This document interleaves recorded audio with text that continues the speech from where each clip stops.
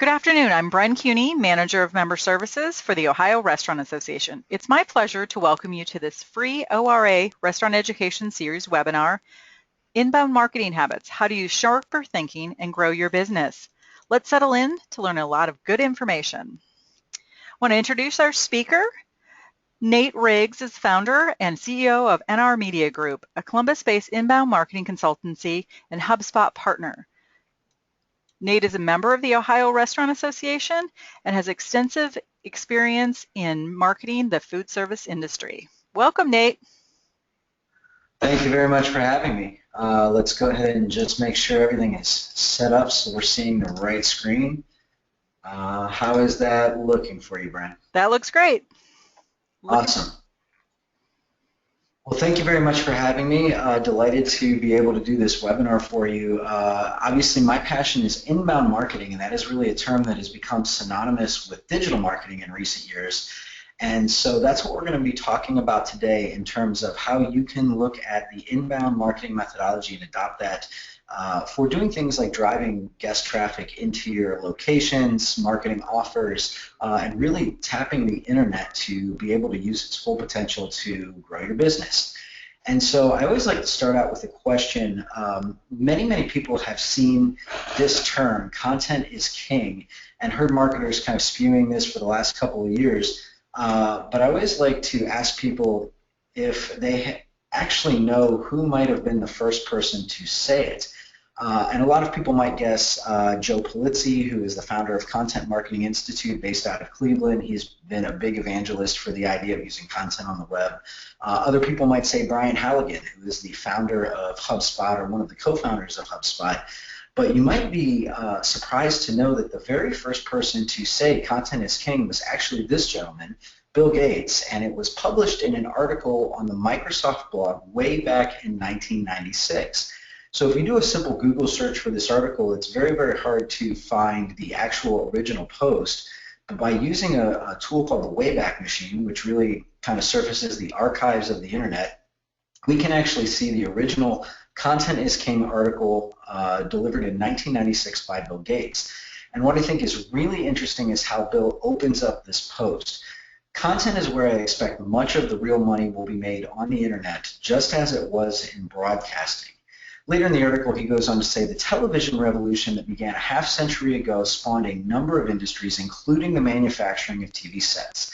But the long-term winners were those who used the medium to deliver information and entertainment. And what's interesting about this is at the time when this article was written, Bill was referring to the internet as similar to broadcast media, similar to a network of content. And at the time, many people were using the term information superhighway, a place where it was really only bits and bytes. And Bill saw things differently. And if you think about that, content is really what drove the revolution around television. So nobody really watches TV for the advertisements, set aside maybe during the Super Bowl when everybody wants to see the new creative brands and what they're putting out there. But it is the content on television that really drove the value of the network, where brands like restaurants and a variety of other different industries could put advertisements to market their business. But something really interesting is happening. Television viewing has been on the decline since about 2008. And a lot of people are very curious as to why is this happening? Why are people watching less TV? And that's not really the case. I think as an example, we can look to our Holy Fathers for a simple comparison. So let's go ahead and dig into this. St. Peter's Basilica in 2005 was a major historic event. This was the funeral of Pope John Paul, I believe the second, and this is a picture of what St. Peter's Basilica looked like during that ceremony. And you'll notice way down in the corner there's one individual with a flip phone who is savvy enough to take a picture of this event, and that person was very advanced for the day. Now let's go ahead and fast forward to 2013, and this was at the inauguration or the announcement of Pope Francis when he took over the papacy, and you can see the difference there. Just about everybody in the crowd has devices, and they are using these mobile devices to capture the event and likely publish it to various different social media profiles or even personal blogs, or simply just take that and store it for their own memories to be able to, you know, remember this historic event. So what is true in 2015 is that all of us, you, I, business owners, consumers, we all carry the internet in our pants, and that is in large part because of the proliferation of smart mobile devices. In the US alone, smartphone penetration has surpassed 72% as of 2014, and that trend continues to rise. We are nearing a time where you will not be able to buy dumb phones anymore. You will not be able to buy a device that is not internet ready, app enabled, and allows you to access the world's information right from your fingertips at any time, anywhere. What's more is that US homes now hold an average of 5.7 internet connected devices per household. So that's really showing the influx of things like tablets, of gaming systems like Xbox Live or Xbox 360, Nintendo Wii U is another one, and there are just a variety of devices. I know that personally in my own household, we probably have about 6 or 7. I recently got my children Gizmos, which is the new smartphone for kids that is in a watch, and it even allows us to track their GPS location at any given time. By 2018, and this is another staggering statistic that I think is impacting the decline of television, is that video traffic will account for about 79% of all consumer traffic on the web, and that comes from the 2014 Cisco Visual Networking Index. The zero moment of truth is a new way of thinking about the traditional marketing model. We all learned marketing by creating pieces of stimulus like radio, TV, and print to drive awareness of our product or service, which would then drive people to the point of sale at retail or at shelf, for example, whereupon hopefully they would choose your product or service, take it home, and have a great product experience. Zero moment of truth is that moment that increasingly is growing in importance. It gets in between your stimulus and your point of sale. To some degree, consumers aren't doing anything differently than they have been doing for years. They have been gathering information about what's going to be the best product and where it is that they should be buying, and they've been trying to learn about that before they make their decision. What has changed is where they gather that information, their ability to easily collect some of that information from a multitude of sources, and their ability to compare from one alternative place to buy versus another. Today, the #1 spot where shoppers begin their journey is search. 70% of all transactions we're seeing some sort of pre-shopping take place, even if it's for items that cost $1 or less. Zero moment of truth isn't just a catalyst that starts shopping, but it starts learning. And I think the biggest change that we see is shoppers that walk into every transaction saying, I want to be smarter, I want to be more informed, I want to make better choices, and yeah, I also want to save some money. We find this zero moment of truth, it applies across all of our customer bases, whether you're buying a big jet engine, whether you're buying a refrigerator, or whether you're purchasing a credit card. It really does apply both in a consumer and in a business-to-business context. So think about it. It's a natural behavior. It's a way that we all now make our buying decisions almost as second nature. Typically what we would all do is we would try to get some more information between seeing the stimulus and showing up at the shelf. And it's those moments in collection that we call the zero moments that need to be part of your marketing plans. And I fully believe that it is the advent of high-speed internet and the proliferation of mobile devices that has really enabled consumers to be able to access all of this information right from their mobile phones.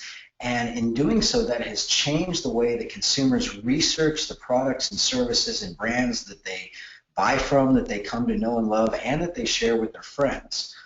What we know is that buyers reported being 57% through the buying process before ever engaging with a sales rep, and that's across B2B and B2C markets. And what that really gives rise to is the idea of self-service information. So in order to be able to meet these new consumer habits, brands must be able to create this content and publish this on the web so that it can be found in search engines and allow consumers to do a lot of their own research before they ever walk into your restaurant, before they ever pick up the phone and place an order. In doing so, each consumer goes through what is called the buyer's journey, and this is really 3 stages of how we conduct our research and determine the products and services that we want to buy. So first, starting with the awareness stage, we must become aware of the brands and products and things that we want to purchase before we can ever go down the path of learning about them. And typically during the awareness stage, the consumer is going to experience a problem or an itch or a curiosity, and then turn to Google, turn to the internet to search for more information online and really kind of give that problem a name, really define what is the pain point that they have.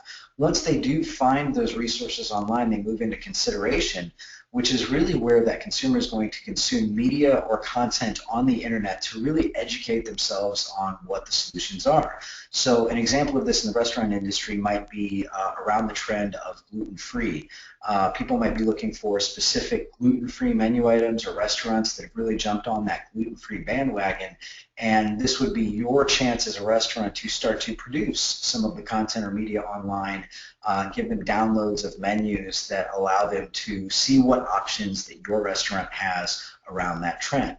Once they've downloaded and consumed that media, they then move into the decision stage, which is really narrowing that list of providers or options, and then in a lot of times contacting a human to learn more. So this may be that point, that moment of truth where that consumer walks into your restaurant for the first time and is standing in front of the counter or sitting at a table and really looking over the menu, maybe asking the serving staff questions about what's available.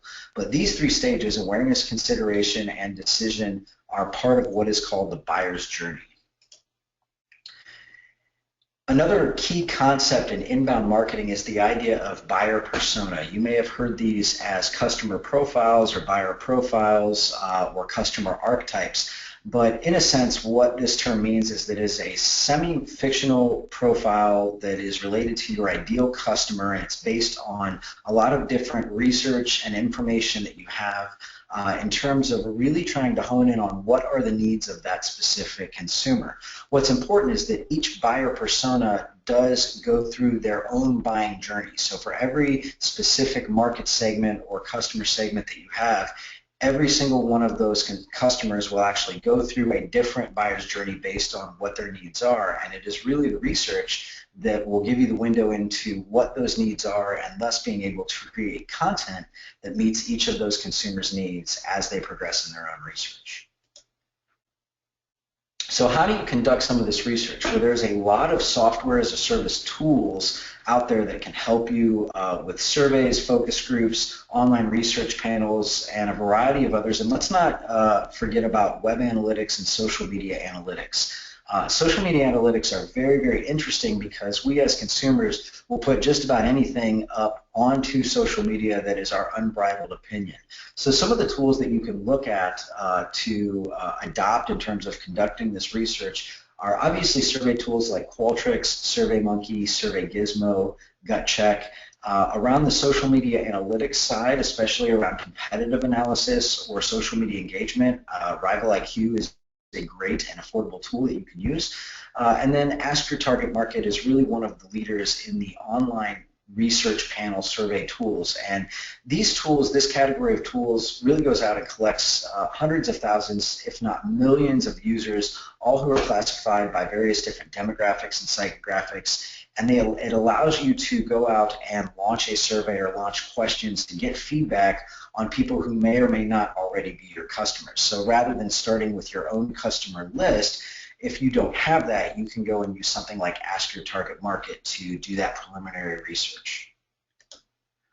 Another key concept in inbound marketing is the idea of content library or libraries of content. And these are collections of useful and relevant video, audio, written content, as well as downloadable offers organized and made available to your customers for free. And this is really part of that consideration stage of the buyer's journey where that prospect is really interested in digging in more and finding out more about your brand and what you have to offer. And so to meet that demand, you as a brand, you as a restaurant owner need to start thinking about how are we going to develop all of this content that allows us to publish it on the web where it lives 365 days of the year, 24/7, and really acts as kind of that marketer or that salesperson on the web for you without you having to staff up somebody to answer all of those questions. So some of the tools that you can use to not only publish these offers, but also get all of your web analytics and web functionality together are listed here. WordPress is a great website content management system, or what is known as a CMS. HubSpot is really one of our very favorite tools in terms of marketing automation. So this is a full single system suite of tools that includes email marketing, social media management, website hosting, web analytics, reporting, and a variety of other different functions that you can use to really get customers into your email marketing database and then use that database to send them personalized offers that will drive them into your store. Wistia, Spreaker are two tools that are used to host media. So Wistia is a video marketing platform that integrates with a lot of these other tools, and Spreaker is a podcast hosting network that also includes tools right on the web that allow you to not only host and market the podcasts or audio files, but also produce them. There's a full editing suite that's very intuitive, very easy to use.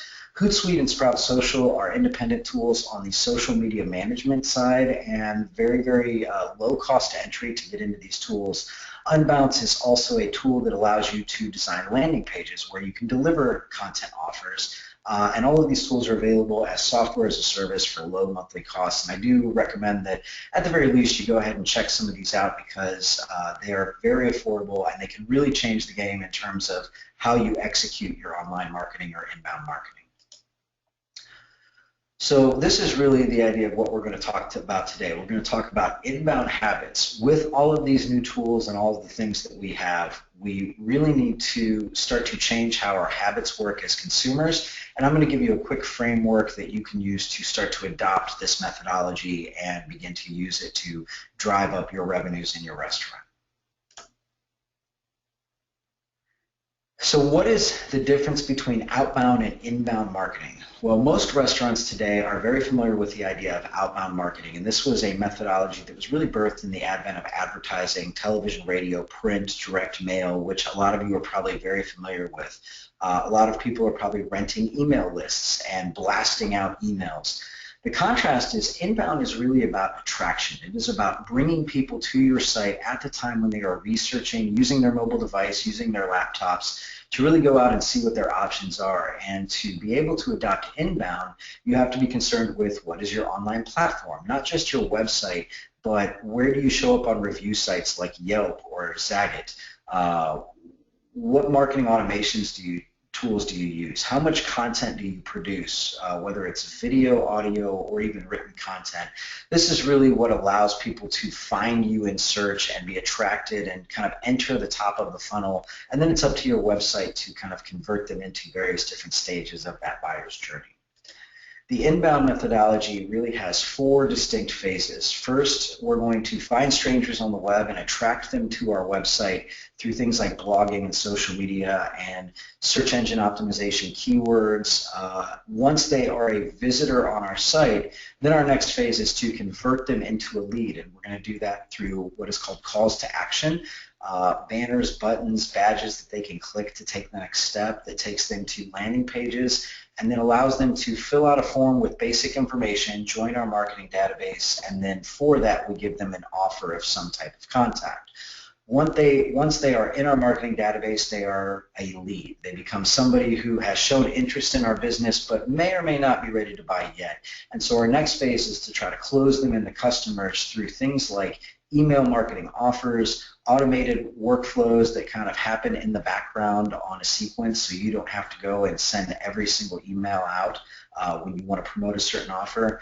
And then CRM integrations also help to keep that database and keep notes on those customers, and that can actually also be used in terms of customer service and really, anything that is around keeping that customer close. Once they are a customer, our work is not done. The final stage of the inbound methodology is to delight that customer in hopes that they keep coming back. Retention is really a lot cheaper than trying to acquire new customers, and so once we also delight them, we send them more offers, we send them more content, then they become promoters of our brand, or what is known as brand advocates. Simply they go out and tell their friends about, you know, this great experience that they've had at your restaurant, and try to encourage their friends to maybe go on their own or come with them. And that's really what turns them into promoters of the brand. So we're going to talk a lot about habits in the next section, and in order to make sure we understand this, a habit is really an acquired behavior pattern that is regularly followed until it becomes almost involuntary. And that is really what I think separates successful inbound marketers from those who struggle with it, is that they practice enough to make some of these actions and some of these behaviors almost involuntary. They happen so automatically, and it just becomes a part of your culture and the way that you go to market. You can't really talk about habits without mentioning the late, great Dr. Stephen Covey. Many of you have probably read this book. It is a brilliant book that can really change the way that you think, you work, and you manage your personal life. But what's interesting about Covey is that at the time when this book was written, this machine here did not exist. So this is a picture of a fMRI machine, which is functional magnetic resonance imaging. Essentially, this is a brain scan machine where we can slide somebody into that large metal magnetic donut-looking thing, and we can scan their brain while we're putting certain stimulus in front of it to really see what parts of their brain are being lit up, and what are they really thinking about, how are they processing that information. And this machine in general has given rise to an entire new renaissance in brain research and really trying to understand not only how do consumers think, but how do other people think in other different industries.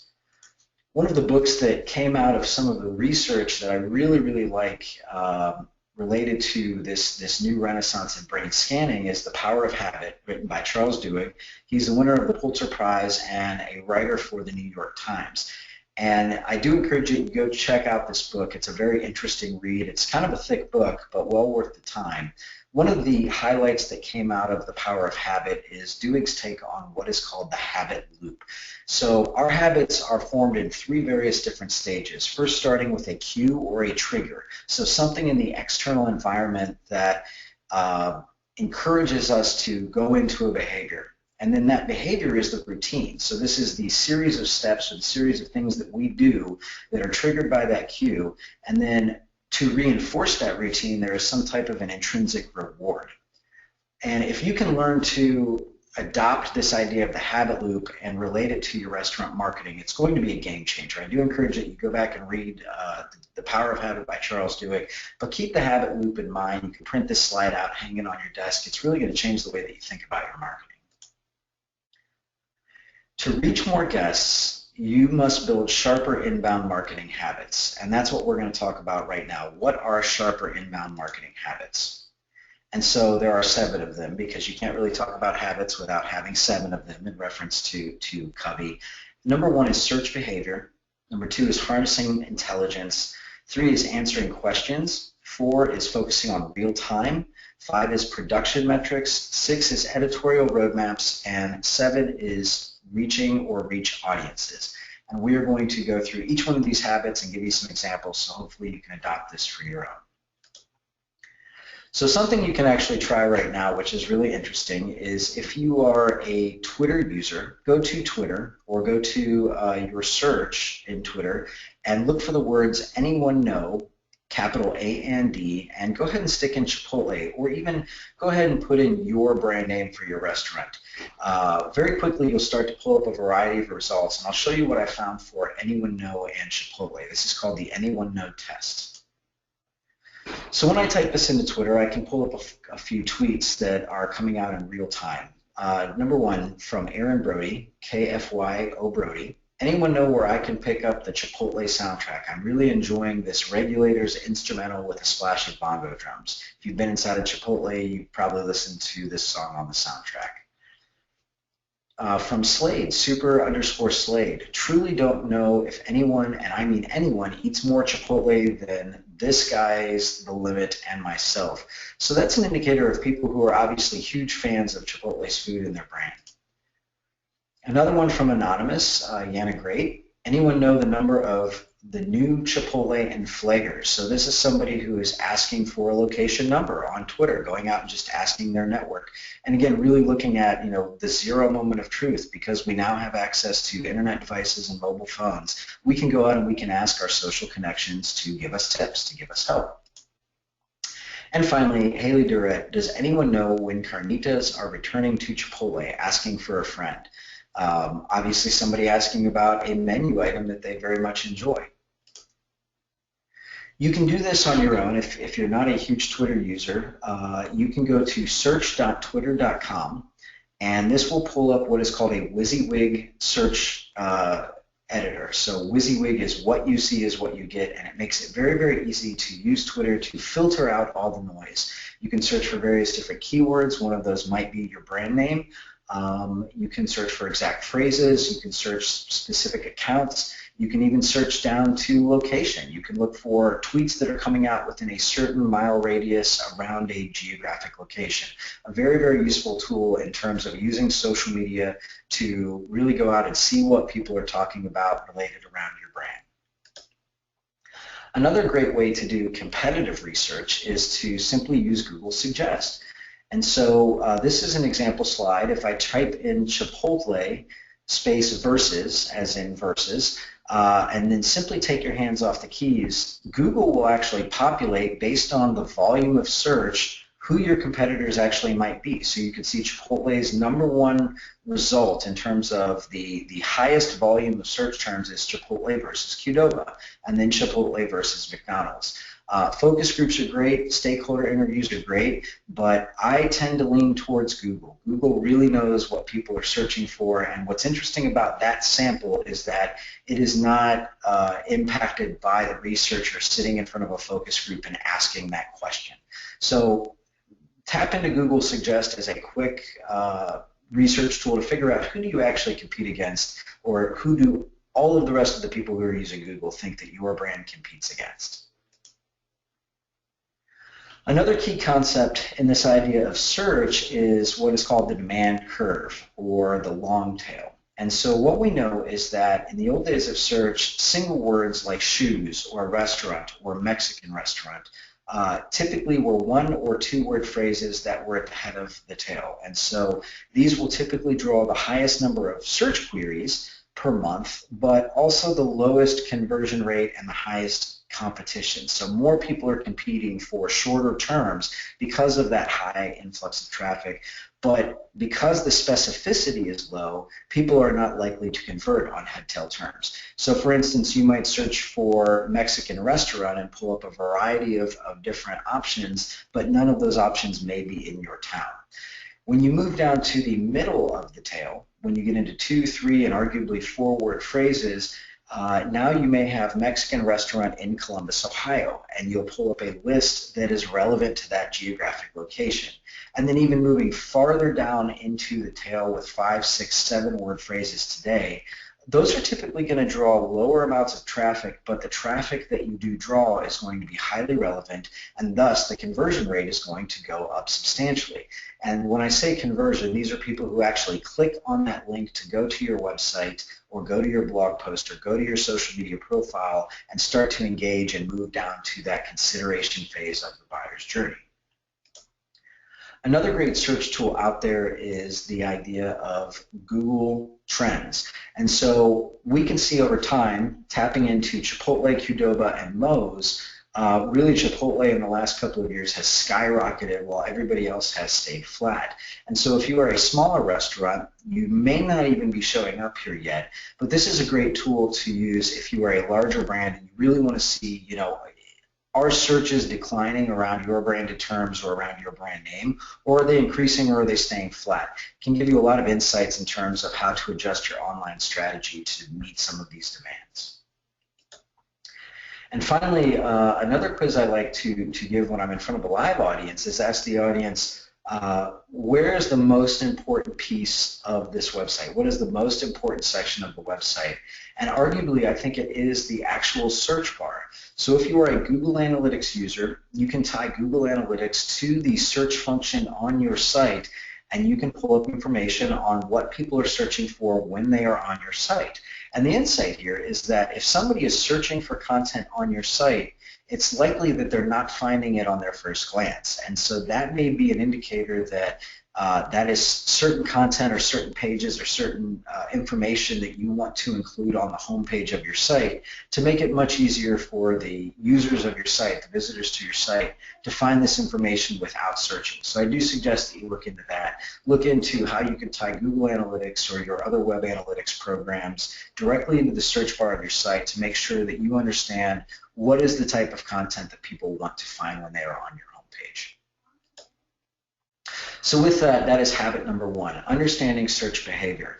One of the key takeaways outside of all the fun Google tools is that do understand that every single social media network out there today is also a search engine, and very, very powerful search engines at that. These social networks a lot of times are updated in real time, meaning that users are constantly updating content questions, and you can actually search based on keywords. So try using social media as a search engine with some of the tools that I've suggested.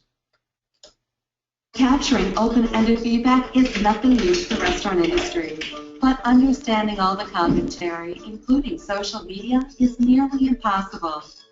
At New Brand Analytics, we use big data technology to help restaurants make sense of all the feedback, no matter its format. The technology is complex, but the process is clear.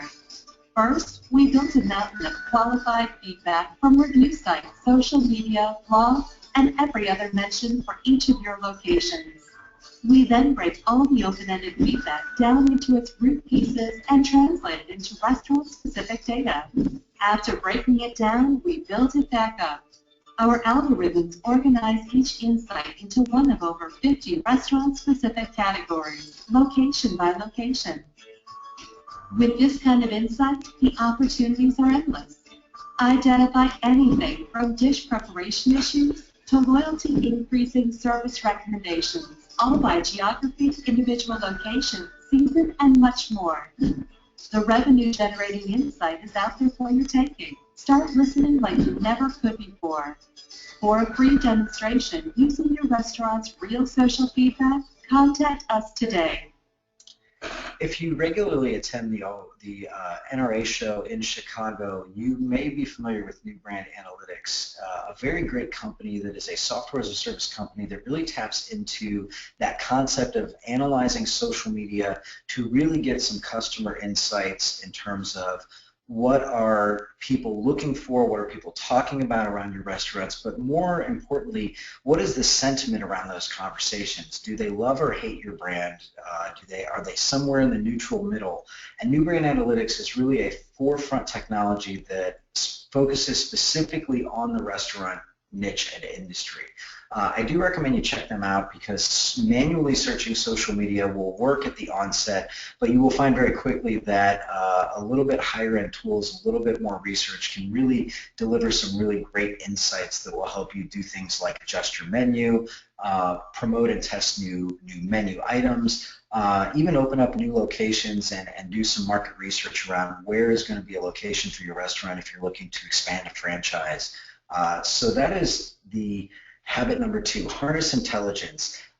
New Brand Analytics is one tool, but there are many, many others. NetBase is another tool that does similar analysis and focuses on the restaurant industry. Their clients include Taco Bell, Arby's, and a variety of different others. So I do encourage you to check out some of those social listening tools and really harness the intelligence around what your customers or potential customers are saying around your brand. Hi, I'm Drew Sadler with the National Operations Department at McDonald's Restaurants Canada, and I'm here to answer one of the questions that we get. So, notice a question from Jeffrey from Oshawa. Question is, why don't you guys grill your patties? Why do you use microwaves? Great question, Jeffrey. I get this one all the time. We actually do grill our patties on a grill. We don't use microwaves to cook our beef, and we cook 100% Canadian beef. Now, once our meat is finished cooking, we'll put it in a warming tray. And those warming trays we'll take and we'll put in our warming cabinets. Now, because we serve thousands and thousands of customers every day, we want to make sure we do it as quick and as fast as possible. And to do that, we need to keep some meat in our warming trays and our warming cabinets. Now, we'll keep it here at a nice, hot, food-safe temperature for a maximum of 15 minutes. And we do not make your sandwich until you order it right from our ordering system. So I hope that answers your question, Jeffrey. Thanks, and enjoy your day. One of my very favorite case studies around the idea of transparency and arguably radical transparency is Our Food, Your Questions from McDonald's Canada. And so this video that you've just watched is one of dozens and dozens of examples put out by McDonald's Canada in terms of YouTube videos as well as a full website that we'll see here in a minute. And the idea here is that McDonald's and a lot of other QSRs get a lot of flack for things like healthy options, how is their food processed or made or prepared. And so McDonald's decided to go ahead and meet those questions head on. They use social listening tools like NetBase, like New Brand Analytics, to go out and harness a lot of those questions from the internet, and then simply created content to directly answer those questions in the form of video, in the form of updates, blog posts, images, and a variety of other things.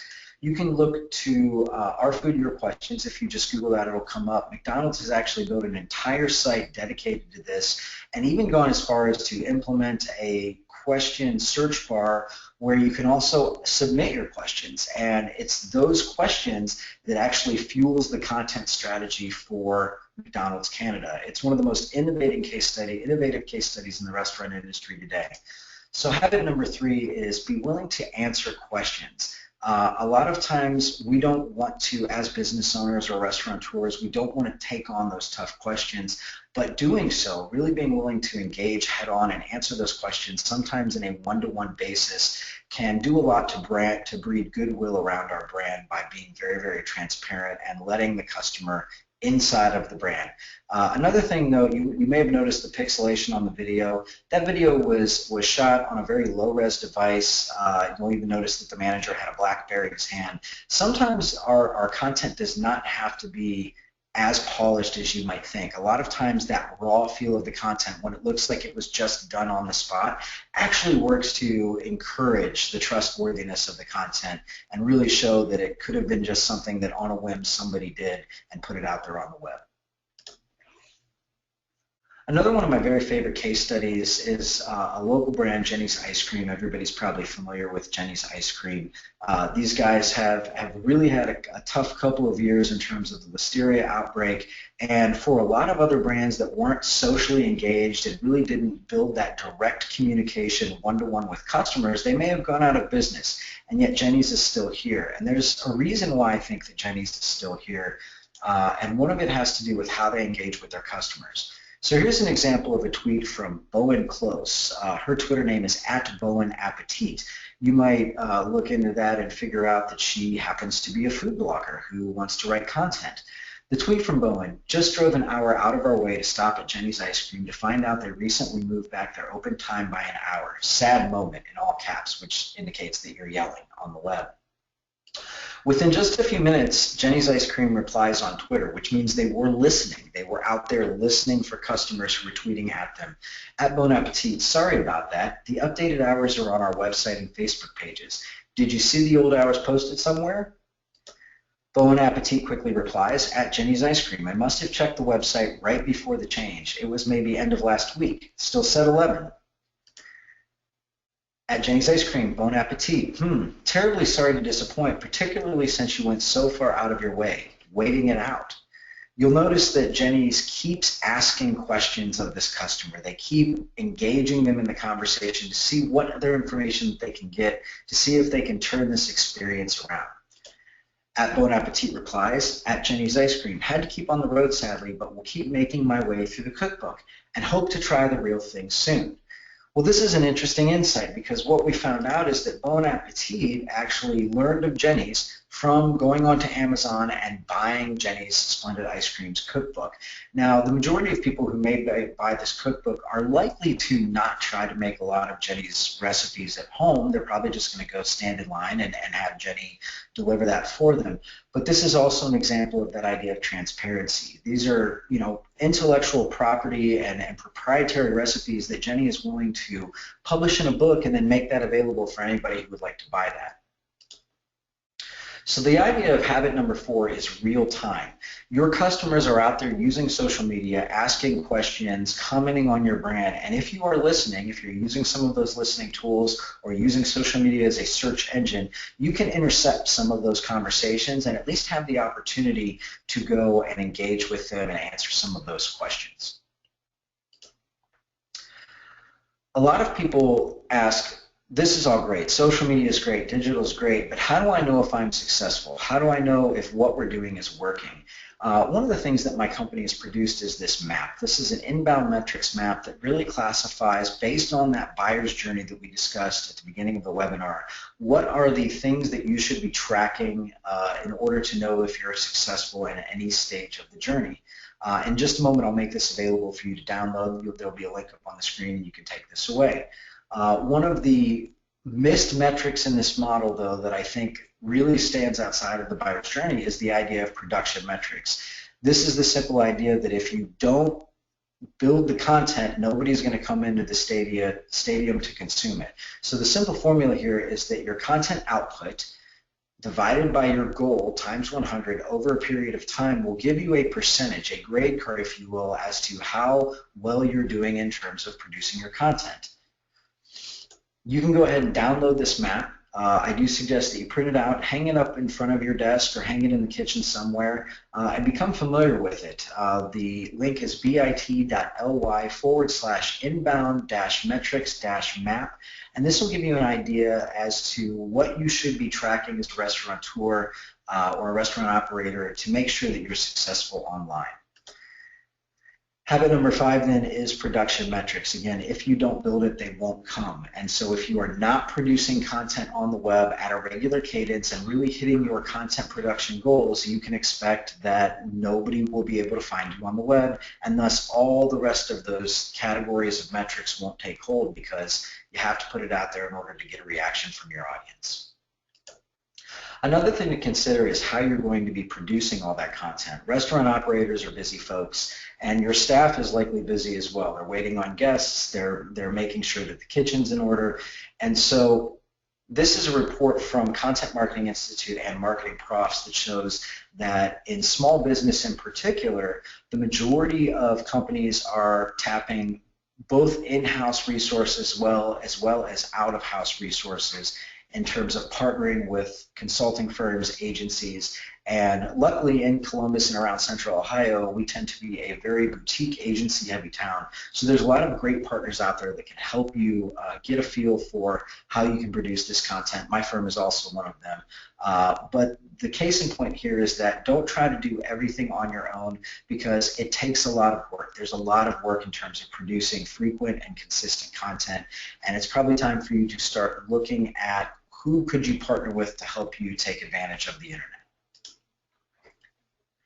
In terms of internal content participation, there are really 4 categories of participation. Circumstantial being the opportunity where somebody in your company has a certain piece of knowledge and you reach out to them when that subject matter expert, perhaps it's a chef or a customer service individual, you can really pull their content and then have an agency create that content and put it up on the web. Voluntary participation is where a lot of brands start. It plays out as if, hey, we're going to do this blogging program. Who wants to volunteer to be a blogger for our blog? The challenge with that is, like all volunteerism, when work gets busy, when you have a lot to do, volunteers tend to fall off and prioritize what they're actually getting paid for. And there's 4 different categories of this: assisted and mandatory. If you want to learn more about these styles of content participation, I do encourage that you read Jay Baer's book, Utility. He is the one who detailed out this metric. The general gist of the book is that your marketing should be so useful that your customers would pay for it. It is a New York Times bestseller, and Jay is really one of the forward thinkers in terms of how brands are adopting content and using that on the web to drive their business. Another great book in terms of creating content is Contagious by Dr. Joan Berger. He is a Wharton graduate and also teaches at Wharton. And in 10 years of his research, one of the things that he's studied is social transmission. What he's determined in this book is that a lot of times we think, oh, if things are funny or if things are cute, they tend to go viral on the web, they tend to spread. And that's really not the case in terms of what the research shows. What it shows is that high arousal emotions, things like awe, excitement, and amusement, humor, or even anger and anxiety tend to cause people to spread things on the web, whereas low arousal emotions like contentment and sadness tend to cause people to pull back and not share, because again, nobody really wants to share content that makes them look like the Debbie Downer. So I do encourage that you check out Jonah Berger's book, Contagious. You can find it on Amazon, and it will also be very helpful when you're designing your content strategy.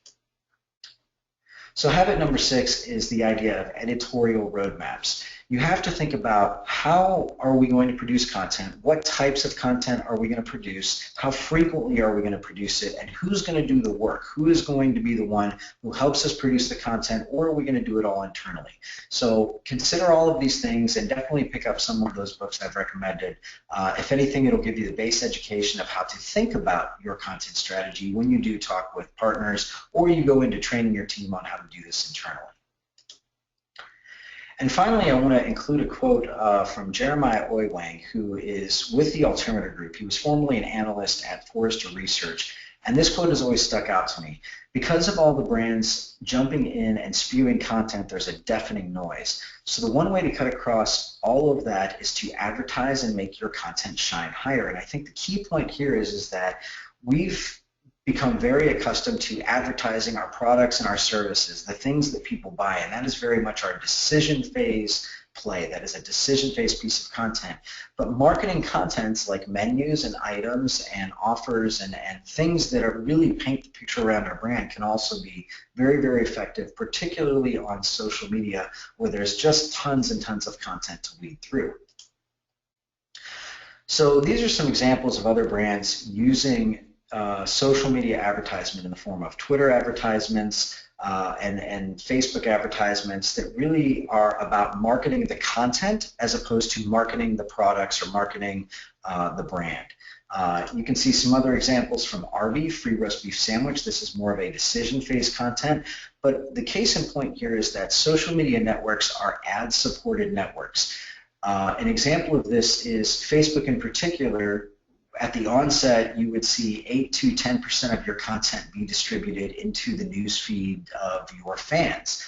Today, that is not the case. When Facebook went public, they really dialed back that organic algorithm that put content out there for free because they want you to pay to get that content into the news feeds of your fans. And that is where we as Facebook users spend about 99% of our time. Simply publishing content on your Facebook page is not enough. In order to get that content in front of your audience, you have to boost that content and pay for an advertisement. The good news is that a lot of these advertisements are a lot cheaper than what you would ever purchase on radio or television or print.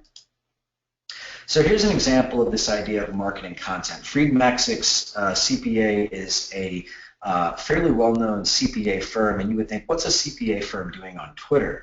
And if you look at some of their tweets, they are advertising a fraud awareness detection in today's times. This is a piece of content that they've made available for free that when you click that link on their advertisement, you can go to this form, fill out your information, and take this away. You can download that. They're not marketing their services. They're not marketing any tax services around the end of the year. They're simply giving you a piece of content that helps educate you, and in doing so, creating some brand awareness.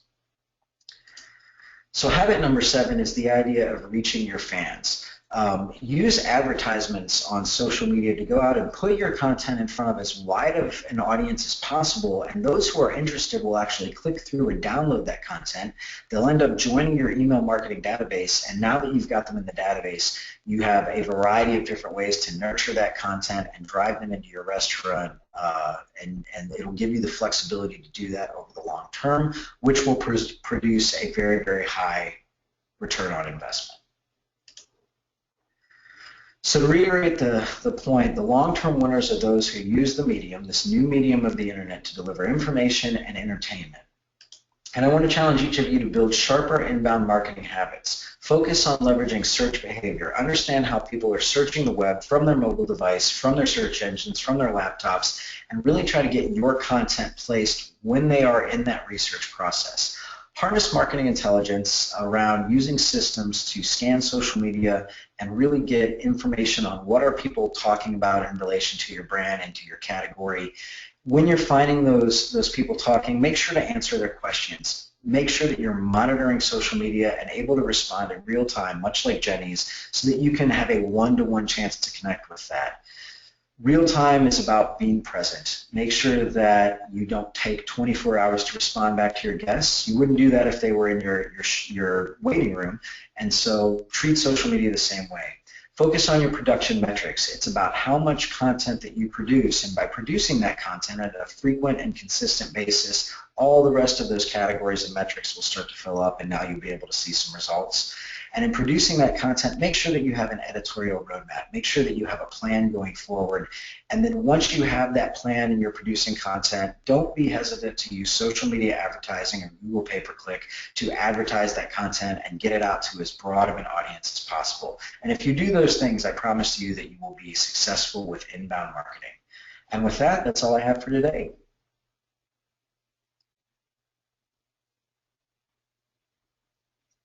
Thanks, Nate. We are almost done for the presentation, but I'd like to just share a little bit of information and see if there are any questions. And we actually have one question. Let me get that question for you. And again, thanks for having me, Brenda. I really appreciate the opportunity. Oh, no, we appreciate it. Great. Could you talk a little bit more about Google Analytics and give examples of how, in the logistics of using, how just a typical restaurant would use it? Well, there's a variety of different ways to use Google Analytics. If you are, not using it today, it's very easy to install on your website, particularly if you're on what is called a content management system, so things like WordPress or HubSpot or Joomla, a variety of different systems out there. All should be very easy to embed some tracking code that will be pushed out to every page on your website. And in doing that, you'll start to get data on various different pages and sections of your website. What I do encourage, and again, we could spend an entire webinar about Google Analytics, but there are training courses available online that include videos and resources. And if you just simply Google Google Analytics certifications or Google Analytics Academy, you will pull up Google's training website where for free you can engage in any of these training programs and really get down to the nitty-gritty of how you will be able to use Google Analytics to drive your business, and you can also get yourself certified. So Google will pass you through the course, give you an exam, and then if you pass it successfully, they'll actually deliver you a certificate that says that you are certified in analytics. And this is a really great thing if you have a staff in your restaurant who's managing your digital marketing. Go ahead and encourage them to get Google Analytics certified. It's going to be to their benefit and to the benefit of your restaurant. That's awesome. I did not know that. Well, those are the questions for us today. Just want to quickly tell people about Ask ORA. Recently, the ORA rebranded our information resources to Ask ORA. Have a question? We'll help you find the answer. Ask ORA is the trusted source for Ohio food service industry information, recommendations, and best practices. Document and article topics include running your business, working with your government agencies, developing your workforce, and much more. Through Ask ORA, the ORA staff serves as an extension of your team. We find the answers you are seeking on the matters important to your food service business, whether it be music licensing, food safety, city, county, state, and federal requirements, social media, marketing, or HR. You ask, we answer. There are some upcoming events in the next couple of weeks. Definitely go to ORA, the ORA's website, ohiorestaurant.org, to check them out. Don't forget you get free tickets to NAPIX because you are an ORA member. I want to thank our speaker, Nate Riggs, again, as well as our sponsors of the Restaurant Education Series, Heartland Payment Systems and United Healthcare. Please know that the ORA exists to help you build customer loyalty, have a rewarding career, and experience financial success. Simply put, we are here to help you win. Thank you for your participation in this webinar and your membership in the ORA. Thanks again, Nate. Thank you very much. Have a great day.